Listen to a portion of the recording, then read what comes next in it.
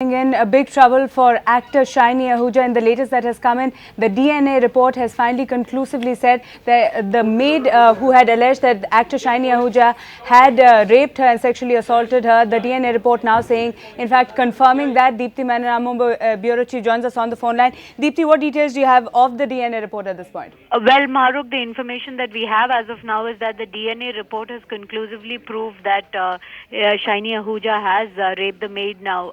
That is definitely going to be a big setback for Shiny Ahuja's defense, which has so far been saying that Shiny is innocent.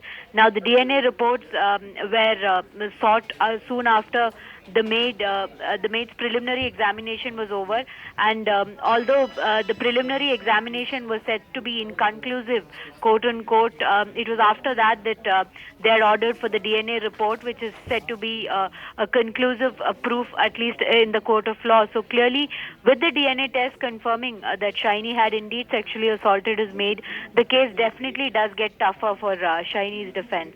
Also, we have senior lawyer Majid Memon on the phone line with us. Mr. Memon, what does this mean for actor Shiny Ahuja? The DNA report completely nailing the actor as far as the allegations that had been made by the maid, and now the DNA report conclusively saying that the actor Shiny Ahuja had in fact sexually assaulted his maid, as had been the allegations made by her.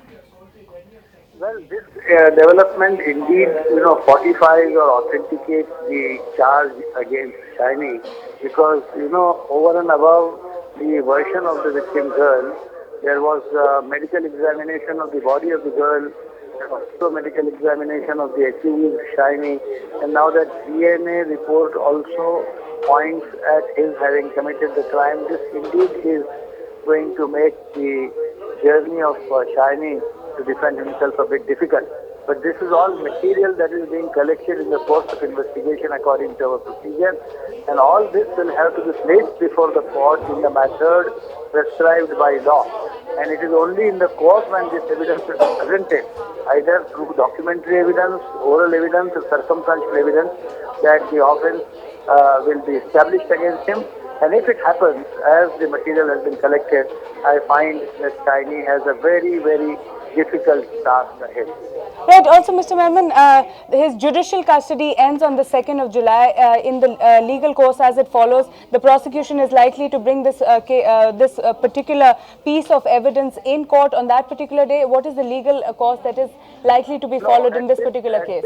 No, it is not. It is not on this date that this evidence is placed before the court. The system is that the investigation is still going on, and there will be a day soon, say after a few days or a couple of weeks, that the investigation will be completed.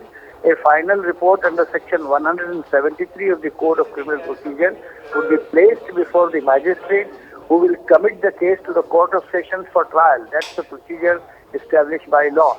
And once the trial begins, the learned trial judge will explain charge to Shiny and will record his plea of not guilty. And it is only thereafter that the evidence would be placed before the court. But one important development, one important consequence of today's development is that even bail becomes difficult for such an accused. When there is overwhelming evidence with regard to his having committed a serious crime, then for various reasons, even bail becomes difficult.